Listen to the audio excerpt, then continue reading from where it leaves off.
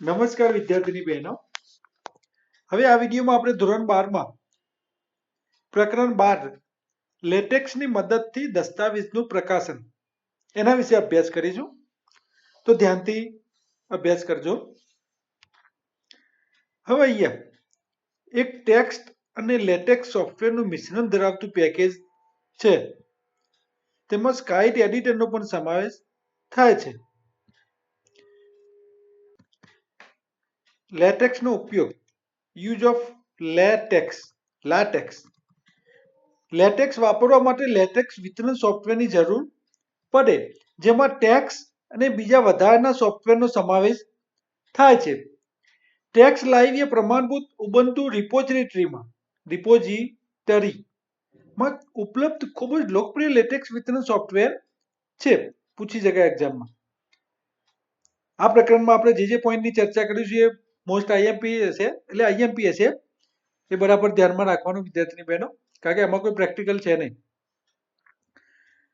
હવે અહીંયા આઉટપુટ જોવા માટે બીજા સાદા એડિટર ને સોફ્ટવેરની પણ જરૂર પડે, કારણ કે લેટેક્સ જુદા જુદા ઘણા બધા પ્રકારના ફાઇલ માળખામાં આઉટપુટ આપે છે. આ માટે ફાઇલ માળખાને આધારે આઉટપુટ જોવા માટે જુદા જુદા સંબંધિત સોફ્ટવેરની જરૂર આપણને પડે. હવે કોઈ પણ સાદા ટેક્સ્ટ એડિટરનો ઉપયોગ કરીને આપણે લેટેક્સનો દસ્તાવેજ બનાવી શકાય, જેવા કે જીએડિટ અને સ્કાઇટ. દસ્તાવેજ બનાવવા માટે તેના જુદા જુદા ભાગોને લેટેક્સના કમાન્ડ વડે ચિહ્નિત કરવામાં આવે છે. કમાન્ડ જેવા આપણે 11માં લિનક્સ ના કમાન્ડ જોઈ ગયા, એવા અહીંયા કમાન્ડ વડે ચિહ્નિત કરવામાં આવે છે. અહીંયા લેટેક્સમાં ઉદાહરણ તરીકે દસ્તાવેજનું શીર્ષક આપવા માટે આપણે આ રીતનો કમાન્ડ સ્લેશ કરીને ટાઇટલ કમાન્ડનો ઉપયોગ થાય છે. પૂછી શકાય એક્ઝામમાં કે દસ્તાવેજમાં શીર્ષક આપવા માટે કયા કમાન્ડનો ઉપયોગ થાય છે. લેખકનું નામ લખવા માટે કયા કમાન્ડનો ઉપયોગ થાય છે. ઓથર. સર્જનની તારીખ આપવા માટે ડેટ. એ જ રીતે ચેપ્ટર, સેક્શન, સબસેક્શન, પેરેગ્રાફ વગેરે દસ્તાવેજનું લોજિકલ માળખું બનાવવા માટે વપરાય છે. હવે આ દસ્તાવેજને વ્યવસાયિક શૈલીમાં ગોઠવવા માટેના આંતરિક રસ્તાઓ લેટેક્સમાં ઉપલબ્ધ છે. હવે આમાં લેટેક્સ દસ્તાવેજ ઉપર આપણે પ્રક્રિયા કરીને એક આઉટપુટ ફાઇલ બનાવે છે. જ્યારે આપણે દસ્તાવેજમાં ફેરફાર કરીશું, એમાં મેઇન પોઈન્ટ જોઈ લઈએ. દસ્તાવેજને પુનઃ ટેક્સ અને લેટેક્સ બંને, આ ખાસ યાદ રાખવાનું, ટેક્સ અને લેટેક્સ બંને .tex ફાઇલ અનુલંબનનો ઉપયોગ કરે છે. પૂછી શકાય એક્ઝામ. લેટેક્સમાં હવે પીડીએફ લેટેક્સ કમાન્ડ ઉપલબ્ધ છે, જે પીડીએફ એટલે પીડીએફનું ફૂલ ફોર્મ છે પોર્ટેબલ ડોક્યુમેન્ટ ફોર્મેટ. એ માળખામાં આઉટપુટ આપે છે. પીડીએફ ફાઇલને સ્ક્રીન ઉપર જોઈ શકાય, તેમજ પ્રિન્ટરની મદદથી પ્રિન્ટ પણ કાઢી શકાય. વેબસાઇટ ઉપર દસ્તાવેજનું વિતરણ એટલે કે શેરિંગ કરવા માટે પીડીએફ ફાઇલ ખૂબ જ પ્રચલિત છે, આપણને ખ્યાલ હશે. ઉબુન્ટુના એવિન્સ ડોક્યુમેન્ટ વ્યુઅર સોફ્ટવેરમાં પીડીએફ દસ્તાવેજને જોઈ શકાય છે, જ્યારે દસ્તાવેજને સંપાદિત, કમ્પાઇલ અને જોવાનો ક્રમ નીચે મુજબ આપેલો છે બુકમાં. જીએડિટ જેવા ટેક્સ્ટ એડિટરની મદદથી દસ્તાવેજ સંપાદિત કરો. ટેક્સ્ટ ફાઇલને સેવ કરી અને જે ડિરેક્ટરીમાં પીડીએફ લેટેક્સ ફાઇલ નામ કમાન્ડ વડે પ્રોમ્પ્ટ પરથી આપણે દસ્તાવેજને કમ્પાઇલ કરી શકીએ. જીયુની મદદ વડે અથવા કમાન્ડ પ્રોમ્પ્ટ ઉપરથી એવિન્સ પીડીએફ ફાઇલ નેમ કમાન્ડ આપીને બનેલી પીડીએફ ફાઇલને આપણે જોઈ શકીએ. તો લેટેક્સ ફાઇલમાં સુધારા વધારા કરવા માટે આપણે સ્કાઇટ એડિટરનો ઉપયોગ કરી શકીએ છીએ. જીએડિટ અને સ્કાઇટ બંનેમાં વાક્ય રચનાને અલગ રીતે પ્રદર્શિત કરવામાં આવે છે. હવે એમાં બીજી ભાષાના ઘટકને અલગ રંગમાં દર્શાવવામાં આવે છે. જીએડિટ એડિટર કરતા સ્કાઇટમાં એક ફાયદો એ છે કે તેમાં દસ્તાવેજને કમ્પાઇલ કરીને જોઈ શકાય છે. શામાં? સ્કાઇટમાં, જીએડિટ કરતા. એમાં લેટેક્સ ભાષા. લેટેક્સ એ મૂળભૂત એક માર્કઅપ ભાષા છે. લેટેક્સના પ્રોગ્રામમાં સાદું લખાણ તેમજ માર્કઅપ લખાણ હોય છે, જેને આપણે શાનાથી ઓળખીએ છીએ? કમાન્ડ તરીકે ઓળખવામાં આવે છે. આમાં કેટલાક કમાન્ડ સ્વતંત્ર હોય છે. એમાં અમુક કમાન્ડ ઘણા બધા મહત્વના કાર્ય કરતા હોય છે.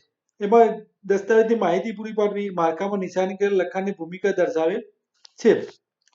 હવે લેટેક્સના કમાન્ડની શરૂઆત આપણે આગળ જોયું ટાઇટલ કમાન્ડ ને એ બધા કમાન્ડ. એમાં લેટેક્સ કમાન્ડની શરૂઆત સ્લેશ એટલે બેકસ્લેશ અક્ષર પછી કમાન્ડનું નામ એ રીતે થાય છે. બેકસ્લેશ અને પછી ફક્ત આ નિશાન અને જે તે કમાન્ડનું નામ. કમાન્ડનું નામ ફક્ત મૂળાક્ષરો અથવા મૂળાક્ષરો સિવાયના એક અક્ષરનું બનેલું હોય છે. લેટેક્સ કમાન્ડ કેસ સેન્સિટિવ છે, એટલે કેપિટલ અને નાના અક્ષરને અલગ અલગ ગણે છે. કેસ સેન્સિટિવ મતલબ કેપિટલ હોય તો કેપિટલ, સ્મોલ હોય તો સ્મોલમાં એ સ્વીકારે છે. કેટલાક કમાન્ડ વધારાની માહિતી પણ સ્વીકારે છે. હવે એમાં આર્ગ્યુમેન્ટ તરીકે વધારાની માહિતીને આર્ગ્યુમેન્ટ તરીકે આપવામાં આવે છે. એમાં આર્ગ્યુમેન્ટ કેટલા પ્રકારની હોય છે? તો મુખ્ય બે પ્રકારની હોય છે. તો વૈકલ્પિક આર્ગ્યુમેન્ટ, તેના નામ પ્રમાણે આવી આર્ગ્યુમેન્ટ ફરજિયાત હોતી નથી. આવી આર્ગ્યુમેન્ટ આપણે આપી શકીએ અથવા ન પણ આપી શકીએ તો પણ ચાલે. જો આપણે આવી એક અથવા એક કરતા વધારે વૈકલ્પિક આર્ગ્યુમેન્ટ આપવી હોય તો તેને કમાન્ડના નામ પછી ચોરસ કૌંસમાં, આ ચોરસ કૌંસ કહેવાય, અલ્પવિરામ કરીને આપી શકાય. આ આર્ગ્યુમેન્ટ પછી છગડીયા કૌંસમાં આપેલું ફરજિયાત આર્ગ્યુમેન્ટ જો હોય તો આપવામાં આવે છે. આ ઉદાહરણ આપેલું છે અહીંયા બુકમાં, તમે જોઈ શકો છો. 12 PTA વૈકલ્પિક છે અને આર્ટિકલ એ ફરજિયાત આર્ગ્યુમેન્ટ છે. છગડીયા કૌંસમાં લખેલું જે ફરજિયાત આર્ગ્યુમેન્ટ છે. તો આ પણ એક્ઝામમાં કદાચ પૂછી શકે કે ચોરસ કૌંસમાં વૈકલ્પિક આર્ગ્યુમેન્ટ અને છગડીયા કૌંસમાં ફરજિયાત આર્ગ્યુમેન્ટ. હવે લેટેક્સમાં આગળ જોઈએ એમાં તો લેટેક્સમાં બધા જ વ્હાઇટ સ્પેસ અક્ષરો એટલે કે સ્પેસ, ટેબ અને નવી લાઈન જેમ છે તેમ જ રાખવામાં આવે છે. એક કરતા વધારે વ્હાઇટ સ્પેસ અક્ષરોને એક અક્ષરમાં પરિવર્તિત કરવામાં આવે છે. લીટીની શરૂઆતમાં આપવામાં આવેલ વ્હાઇટ સ્પેસ અક્ષરને અવગણવામાં આવે છે અને એક કરતા વધારે ખાલી લીટીને નવા ફકરાની શરૂઆત ગણવામાં આવે છે. આનો મતલબ એ કે આપણે લખાણને એક કરતા વધારે લીટીમાં લખીશું તો પણ તે લખાણને જ્યાં સુધી ખાલી લીટી નહીં આવે ત્યાં સુધી આઉટપુટમાં સતત લખાણ તરીકે દર્શાવશે. જો લખાણમાં નવી લીટી ઉમેરવી હોય તો ડબલ લાઈન બ્રેક કમાન્ડ લીટીના અંતમાં આપવો પડે, પરંતુ ફકરાની છેલ્લી લાઈનમાં આ કમાન્ડ આપવાની જરૂર નથી. કોઈ પણ લીટીના અંતમાં આપવો પડે, ફકરાની છેલ્લી લાઈનમાં આપવાનો કોઈ મિનિંગ નથી, જરૂર નથી.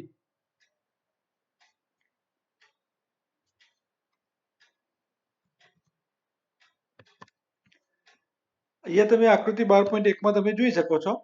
લીટીના સંચાલનનું ઉદાહરણ દર્શાવતી ફાઇલ.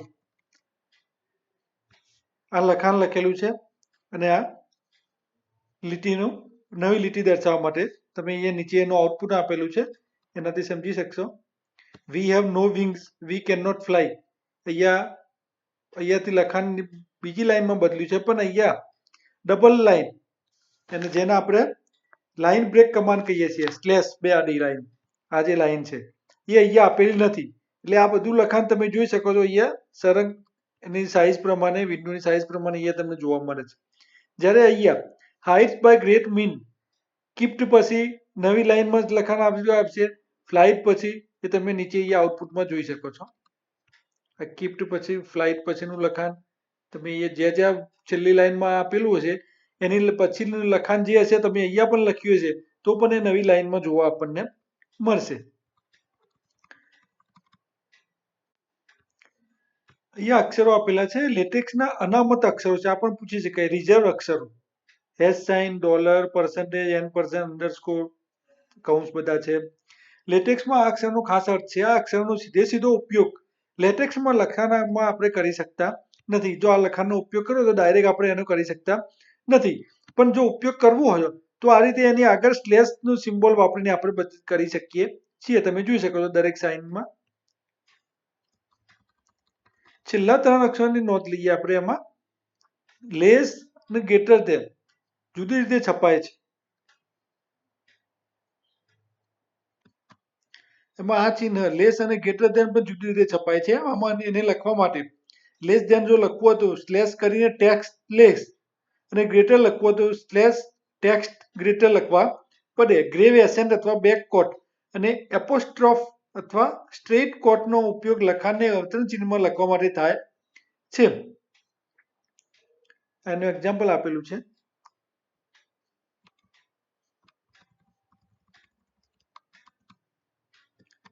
લેટેક્સ લખાણના ભાગને ચિહ્નિત કરવા માટે જૂથનો ઉપયોગ કરે છે. આવા જૂથ છગડીયા કૌંસની અંદર લખવામાં આવે છે.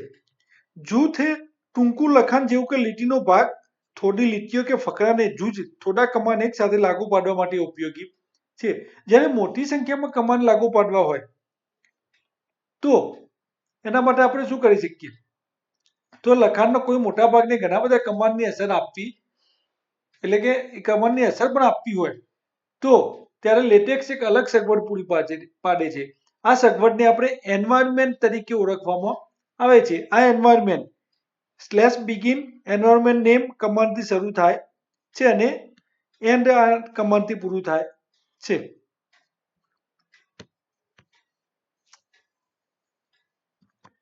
વિદ્યાર્થી બહેનો, એન્વાયરમેન્ટમાં લખેલ બધા જ લખાણ ઉપર એન્વાયરમેન્ટની બધી જ માળખાકીય લાક્ષણિકતા લાગુ પડે છે. એન્વાયરમેન્ટ નેસ્ટેડ પણ હોઈ શકે. એક એન્વાયરમેન્ટમાં બીજું એન્વાયરમેન્ટ હોય તેને નેસ્ટેડ એન્વાયરમેન્ટ કહેવામાં આવે છે. જેમ આપણે ઇફમાં જોયું હતું, નેસ્ટેડ ઇફને. આવા કેટલાક વિષય વસ્તુના પ્રકાર પ્રમાણે જુદા જુદા પ્રમાણભૂત એન્વાયરમેન્ટ છે. એમાં સમીકરણ, અવતરણ, કોટેશન, ટેબલ, યાદી આ બધા જ એન્વાયરમેન્ટ તેના વિષય વસ્તુ પ્રમાણે તૈયાર ફોર્મેટિક કમાન્ડ સાથે આવે છે. લેટેક્સના દસ્તાવેજને છાપી શકાય તેમજ પ્રદર્શિત કરી શકાય છે. લેટેક્સમાં જુદા જુદા ઘણા બધા ફીચર છે, જેમ કે પ્રોગ્રામિંગ કરવું, દસ્તાવેજનો કોઈ ભાગ સ્વયં સંચાલિત બનાવવો અથવા એક કરતાં વધુ દસ્તાવેજો બનાવવા તેમજ અન્ય વ્યક્તિ અથવા ટીમ દ્વારા બનાવેલ ટેમ્પલેટ અથવા પેકેજનો ઉપયોગ કરવો. હવે લેટેક્સમાં પર્સન્ટેજ ચિહ્નથી કોમેન્ટ શરૂ કરી શકાય છે. આ પણ પૂછી શકાય વિદ્યાર્થીની બહેનો. કોમેન્ટ શરૂ કરવા માટે તો આપણે પર્સન્ટેજ ચિહ્નથી કોમેન્ટ શરૂ કરી શકીએ. પર્સન્ટેજ પછીનું તમામ લખાણ લીટીના અંત સુધીનું કોમેન્ટ તરીકે ગણી શકાય છે. કમ્પાઇલેશનમાં કોમેન્ટને અવગણવામાં આવે છે. તેમજ આઉટપુટમાં પણ કોમેન્ટનું કોઈ સ્થાન હોતું નથી. લેટેક્સ દસ્તાવેજનું માળખું. લેટેક્સ દસ્તાવેજના બે ભાગ છે, એક તો પ્રસ્તાવના અને વિષય વસ્તુ. પ્રસ્તાવનામાં મેટાડેટા એટલે માહિતી હોય છે. દસ્તાવેજ વિશેની અને મેટાડેટા એ દસ્તાવેજ વિશેની માહિતી છે. લેટેક્સ દસ્તાવેજ પ્રક્રિયા કઈ રીતે કરશે તેની સૂચના હોય છે. એમાં બિગિન એટલે શરૂઆતમાં બિગિન ડોક્યુમેન્ટ અને અંત માટે એન્ડ ડોક્યુમેન્ટ કમાન્ડની વચ્ચે લખાય હોય છે. પ્રસ્તાવિક ભાગ.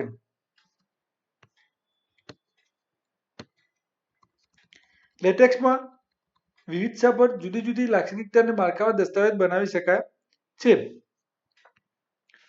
આ એની અંદર કેટલાક સામાન્ય દસ્તાવેજના ક્લાસ આપેલા છે. આર્ટિકલ તો સ્વતંત્ર લેખ લખવા, બુક આખું પુસ્તક, લેટર પત્ર લખવા માટે. કેટલાક દસ્તાવેજ ક્લાસના કેટલાક સામાન્ય વિકલ્પ પણ અહીંયા આપેલા છે. ફોન્ટ માટે 10 PT, 11 PT, 12 PT, flank, landscape. એમાં અગત્યનું એક આ પેકેજ આપેલું છે, CTAN. ફૂલ ફોર્મ એનું કોમ્પ્રિહેન્સિવ ટેક આર્ચિવ નેટવર્ક છે. CTAN નું ફૂલ ફોર્મ. એમાં લેટેક્સના ઉપયોગકર્તાનો મોટો સમૂહ છે જે આવા નવા પેકેજ બનાવે છે અથવા અસ્તિત્વમાં હોય એવા પેકેજમાં પોતાની જરૂરિયાત મુજબ ફેરફારો કરીને તેને comprehensive tech archive network CTAN ઉપર પહોંચે છે. આમાં ઘણા બધા પેકેજ પહેલેથી પ્રસ્તાવિત કરેલા હોય છે. આવા એક અથવા એકથી વધારે પેકેજનો ઉપયોગ કરવો હોય તો તેને પ્રાસ્તાવિક ભાગ કમાન્ડ વડે જાહેર કરવા પડે. આ ઉપયોગમાં આવતા પેકેજ આપેલા છે કોષ્ટકમાં 12.3માં. તમે જોઈ શકો છો વિદ્યાર્થી બહેનો. કલર તો લખાણના કલર માટે, જીઓમેટ્રિક, લિસ્ટિંગ દસ્તાવેજનો પ્રોગ્રામિંગ કોડ ઉમેરવા માટે. જોઈ શકો છો તમે એમાં. એના પછી આગળ જોઈએ. એમાં 3 ઘટકો પૂરા પાડવામાં આવે છે. વધુમાં માહિતીના 3 ઘટકો પૂરા પાડવા નીચે જણાવે છે અહીંયા. ટાઇટલ દસ્તાવેજનું શીર્ષક, દસ્તાવેજના લેખક, દસ્તાવેજ બનાવવાની તારીખ. માં જો લેટેક્સ તમારા માટે સ્વયં સંચાલિત રીતે શીર્ષકનું સર્જન કરે તેમ ઈચ્છતા હો તો તમારે શીર્ષક અને લેખકની માહિતી પૂરી પાડવી જરૂરી છે. પરંતુ તારીખ દર્શાવવી મરજિયાત છે. જો આ માહિતી પૂરી પાડવામાં નહીં આવે તો કમ્પાઇલેશનની તારીખને શીર્ષક તરીકે લેવામાં આવશે. આ માહિતી પ્રસ્તાવનામાં અથવા તો દસ્તાવેજ એનામાં પ્રથમ વસ્તુ તરીકે આપવામાં આવે છે. તો વિદ્યાર્થી બહેનો આ 12મા ચેપ્ટરમાં આ પહેલા વિડીયોમાં આટલે સુધી. આભાર. અસ્તુ.